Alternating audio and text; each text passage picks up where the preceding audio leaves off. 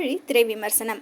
சரத்குமார், இந்திரஜித், ஜெகஜித், தேவிகா சதீஷ், வையாபுரி, ஸ்ரீஜித் ரவி, பிர்லா போஸ், தாமரை செல்வி, மைதிலி சத்யராஜ் மற்றும் பலர் நடிப்புல மாதவ் ராமதாசன் இயக்கத்துல ஜாசே கிஃப்ட் இசையில வெளிவந்திருக்கும் படம் தான் ஆழி. படம் எப்படி இருக்கு வாங்க பார்க்கலாம்.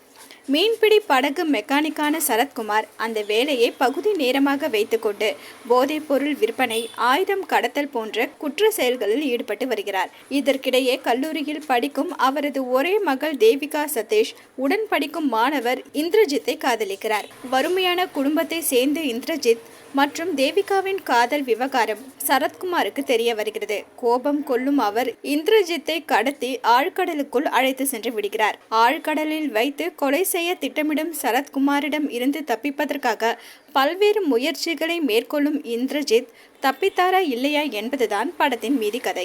ஆழ்கடலில் பயணப்படும் மீன்பிடி படகு ஒன்றில் கதை நடப்பதால் படத்திற்கு ஆழி என்று தலைப்பு வைத்திருக்கிறார்கள். அப்பா வேடம் சரத்குமாருக்கு புதிதல்ல என்றாலும் அதில் முடிந்தவரை புதுமையை வெளிக்காட்ட முயற்சித்திருக்கிறார். வழக்கமான பாசக்கார அப்பா ஒரு பக்கம் என்றால் மறுபக்கம் கொடூரமான வில்லன் என்று சரத்குமார் ஏற்கனவே நடித்த கதாபாத்திரத்தின் சாயல் இருப்பதால் அதிக தலைமுடி ஒட்டுதாடி என்று தோற்றத்தில் வேறுபாட்டை காட்டியிருந்தாலும் அது பெரிதாக எடுபடவில்லை. இளம் ஹீரோவாக நடித்திருக்கும் இந்திரஜித் ஜெகஜித் வித்தியாசமான தோற்றத்தில் கதாபாத்திரத்தோடு ஒட்டாமல் நடித்திருக்கிறார்.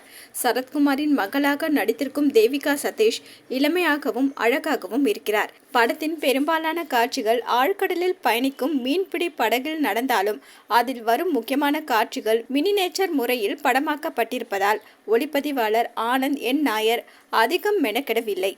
ஜாசே கிஃப்ட் இசையில் பாடல்கள் சுமார் ரகம். ரசூல் பூங்குட்டியின் ஒலி வடிவமைப்பில் தனித்துவம் எதுவும் இல்லை. அதற்கான வாய்ப்புகளும் படத்தில் அதிகம் இல்லை. ஒரு குறிப்பிட்ட இடத்தில் இரு கதாபாத்திரங்களுக்கு இடையே நடக்கும் கதை என்றாலும் அதை சுவாரஸ்யமாக நகர்த்தி செல்லும் வகையில் படத்தொகுப்பாளர் கே ஸ்ரீனிவாஸ் காட்சிகளை தொகுத்திருந்தாலும் அழுத்தம் இல்லாத திரைக்கதையால் அவரது பணியும் படத்திற்கு பலம் சேர்க்கவில்லை. எழுதி இயக்கியிருக்கும் மாதவ் ராமதாசன் ஆழ்கடலில் உயிருக்கு போராடும் இருவரது பயணத்தை பரபரப்பாக சொல்ல முயற்சித்திருந்தாலும் அவர்கள் கடலுக்கு செல்வது மற்றும் அங்கு சிக்கிக்கொள்வது ஆகியவற்றின் காரணங்களும் சூழல் அழுத்தமாக இல்லாதது படத்தை பலவீனப்படுத்தி விடுகிறது. மொத்தத்துல ஆழி என்ற தலைப்பில் இருக்கும் ஆழம் திரைக்கதையில் இல்லை.